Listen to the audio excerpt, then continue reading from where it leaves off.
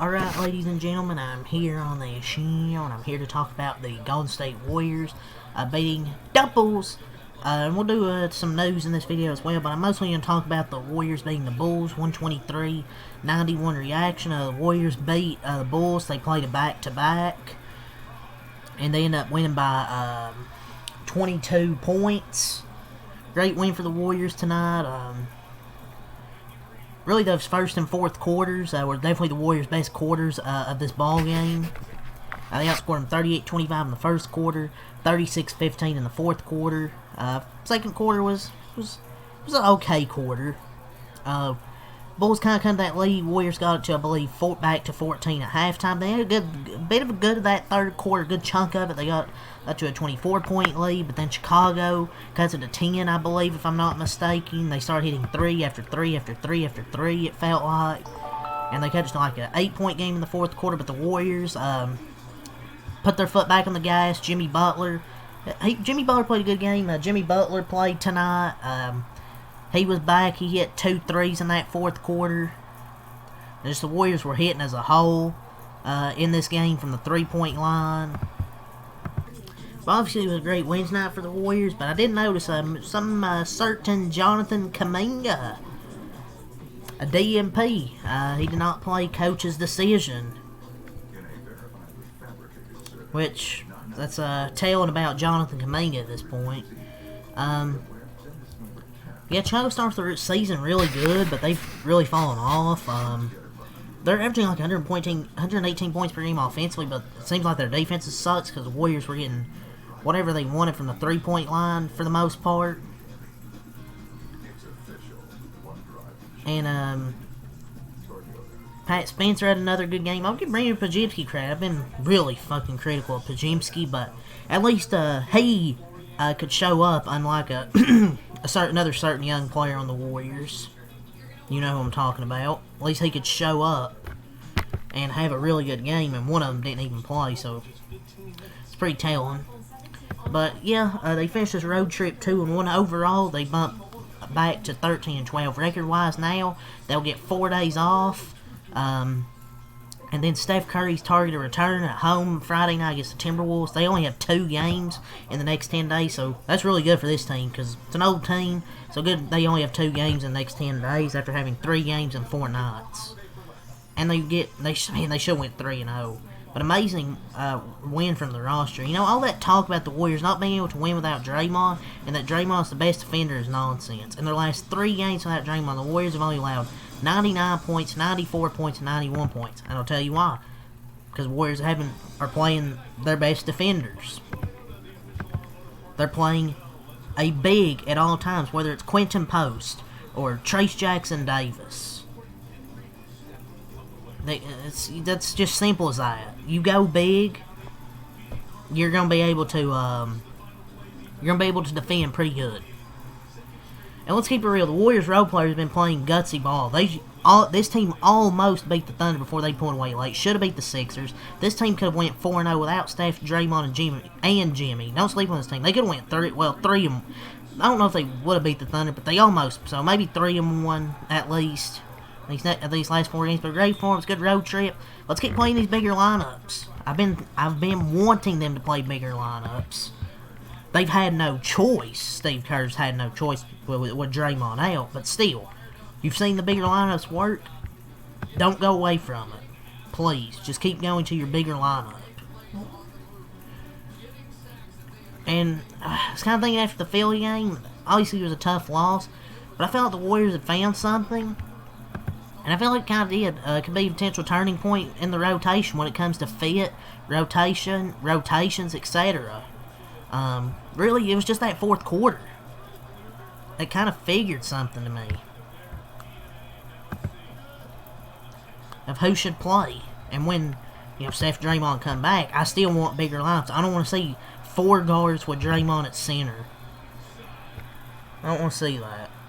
But after this game, the Warriors actually only have 6 games in the next 20 days, so. But the Warriors' defense, I want to keep saying this, when they don't play a 4-guard lineup or play tiny lines for Draymond center, is completely on a string. We are seeing it over and over. When everyone comes back, it's time to stop at Draymond at center, unless Santos is a power forward next to Butler and end 4-guard lineups. We found our permanent starting center. Quinten Post can defend and spread the floor. He hit 5 of his 10 3-point shots tonight. He was a plus 25.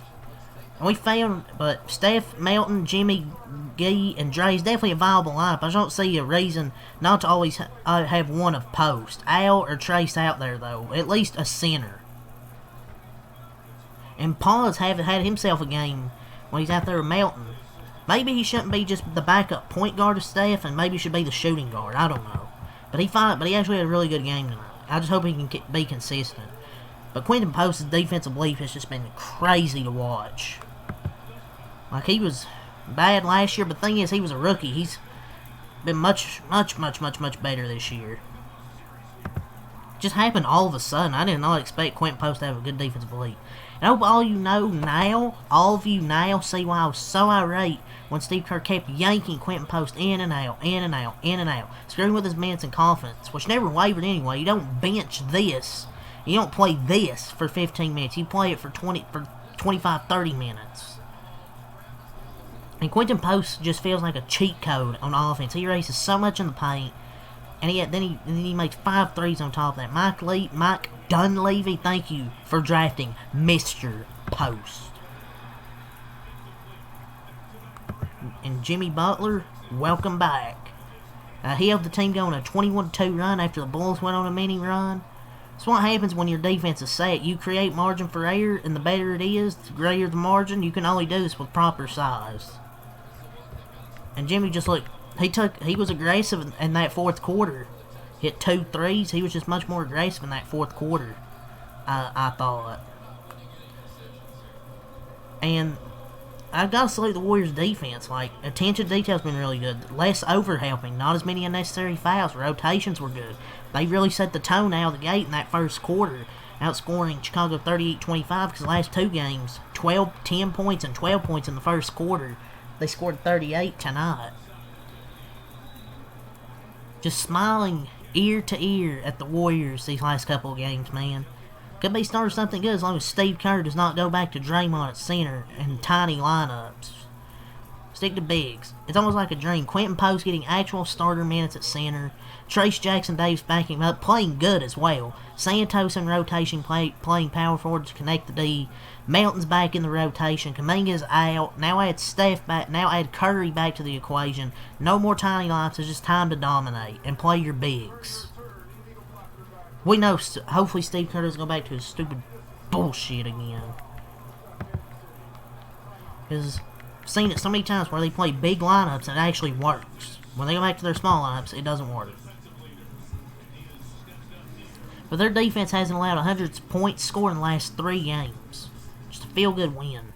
And DeAnthony Melton is important. Coming off an ACL tear, I wasn't sure how important he would be, but he's been very damn important. And Pat Spencer had a good game. He's actually really good at holding the defender in jail to create that advantage in the pick and roll. Just a very good player, man. Surprised at how good Pat Spencer has become. He's not leaving his rotation anytime soon. He needs to be the backup point guard and a true rotation player the rest of the season. Something has to get done with that 2-way contract. For sure, man. Because there's just absolutely no way he can't be on the roster. He has to be. But he's been really damn good these last, about 4 games?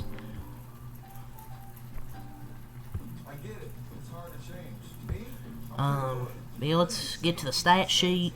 The Warriors improved to 13-12. They scored 123 points. Bulls dropped to 9-14. They scored 91 points.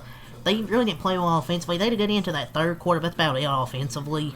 The Warriors scored 38 in the first quarter, 22 in the second quarter, 27 in the third quarter, 36 in the fourth quarter. After the Bulls cut it like 8, the Warriors pulled back away in the fourth quarter. Chicago had 25 in the first quarter, 21 in the second quarter, 30 in the third quarter, 15 there in the fourth quarter. I don't know. Warriors played excellent offensively. They shot 50% from the field, 46 from 3, 22 of 47, 68 from the line, 51 boards, 15 offensive, 36 defensive. Rebounded very well. They have offensive rebounds, but whatever. They out-rebound 51-38.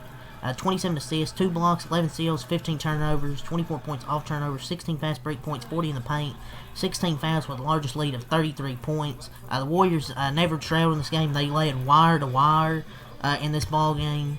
Really set the tone with Quentin Post hitting 2 threes. Warriors just felt like they couldn't miss in that first quarter. The Bulls shot 36% from the field, 27 from 3, 11 of 40, 16 and 19 from the line, 38 boards, 15 offensive, 23 defensive, 24 assists, 4 blocks, 12 steals, 15 turnovers, 21 points in the paint, 13 fast break points, 42 points in the paint, 15 fouls, and they never led in this game. So let's get to the player stats. Will Richard, 9 points, 4 rebounds, 1 steal, plus 36, 3 of 5 from the field and 3. Pat Spencer, 12 points, 6 assists, 5 rebounds. Did have 4 turnovers tonight, but he was 6 of 10 from the field, plus 30. Buddy Hield, 9 points, 7 rebounds, 1 of 5 from 3, really, whatever. But he did have 7 boards. At least he's crashing the glass. Quentin Post, 19 points, 4 rebounds, 1 steal, 1 block, plus 25. 7 of 14 from the field, 5 of 10 from 3. Jimmy Butler, 19 points, 6 assists, 8 rebounds, 2 steals, plus 29. 5 of 10 from the field, 2 of 2 from 3, 7 of 10 from the line. But he hit 2 big threes to start that fourth quarter. Brandon Podziemski, 21 points, 8 assists, 7 rebounds, 2 steals, plus 20. What a game from Pollard, 7 of 13, 5 of 9 from 3. So, much as I give Pollard, I'll give him credit when he has a really damn good game, and he sure had one tonight. 7 of 13, 21 points, and 29 minutes off the bench. I hope he can keep this up consistently, because he can be a good player off the bench. Moody, 11 points, 3 of 5 from 3, had 4 rebounds. DeAnthony Melton, 13 points, 2 steals, 4 of 9 from the field, 3 of 7 from 3. He's a really good player off the bench. Guy Santos, 6 points, 7 rebounds, 3 O-boards, 3 of 8 from the field. Trace, 4 points, 3 rebounds, 2 of 2 from the field on the block. Good game from Trace off the bench. Just a great game, really, overall from the Warriors. The Bulls, Josh Giddey, 18 points, 5 assists, 3 rebounds, 6 of 15, 3 of 6, negative 21. Ayo! 4 points, 1 of 6 from the field, 0 of 3 from 3. Kobe White, 12 points, 3 for 10. Nikola Vucevic, 9 points, 6 rebounds, 4 for 13. And Matas Buzelis, 16 points, 7 of 12 from the field, 2 of 5 from 3. Only positive, I feel like, for this team tonight. Javon Carter had 13 points, I guess, 3 of 5 from 3. Trenton Flowers, 4 points. Julian Phillips, 5 points. Emmanuel Miller, 0 points. Dalen Terry, 4 points. Patrick Williams, 3 points. And Zach Collins, 3 points. So, yeah, man, a really good 123-91 win for this Warriors team here tonight. They win both games on the back-to-back. And the Warriors have played under 100 points in the last 3 games. So they've been really good up there defensively. But the Bulls just aren't. The Bulls started the season off really good, but then they just went to shit. But yeah, it's really got to say here, man. Warriors get a 123-91 victory. So I won't be doing the news because I'm already at the 13-minute mark. I'll probably, after the Chiefs, I'll talk about Chiefs in the Chiefs-Texans video. When I get done talking about that, I'll do the news. But yeah, man, it's really got to say. The Warriors' next game will be Friday next week. What is happening? Oh, my Lord. They play Timberwolves next Friday, so yeah. I think it's at like 8 or 10 o'clock, somewhere around there. But yeah, that's all to say. Leave a like and subscribe for more. Peace. Go Warriors.